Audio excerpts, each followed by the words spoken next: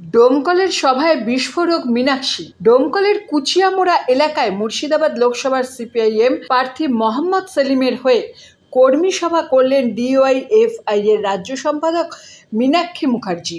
7ই মে তৃতীয় দফায় মুর্শিদাবাদে ভোট।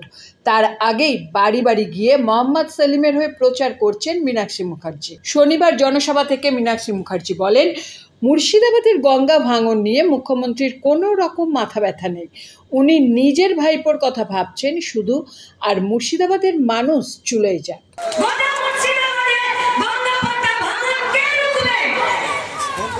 বলছে বালি দিলে নাকি বেশি ক্ষতি হয়ে যায়, ওই জন্য মাটির বস্তা নাকি নদীতে দিলে বাঁধ দেবে।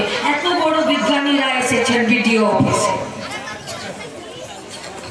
তাহলে দিলীপ ঘোষ যদি গরুর দুধে সোনা খোঁজে আর তৃণমূলের ভিডিও যদি মাটিতে বাঁধ খোঁজে, তাহলে তো একই হলো। তৃণমূলের বিজেপি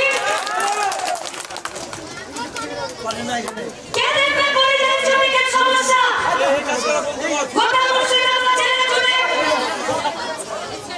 কোথায় যাবো চাকরি করতে? কে দেবে কাজ? কে দেবে পেটে ভাত? কে?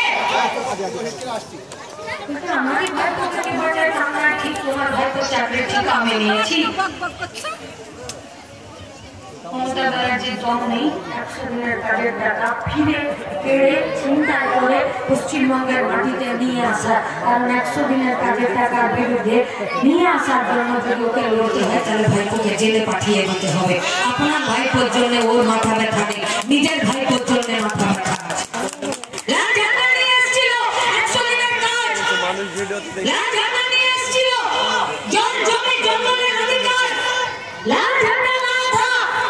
पश्चिम बंगाल में और इसके साथ पूरा भारतवर्ष में हम लोग हर कोई सर ऊंचा करके जिंदा रहेंगे। और आज তৃণমূলের পার্টিটা পয়সা দিয়ে 100 দিনের কাজের টাকার হিসাব দিতে হচ্ছে না।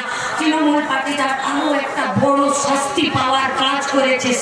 সে পশ্চিমবঙ্গে বিজেপিকে তার মাটি করে দিয়েছে।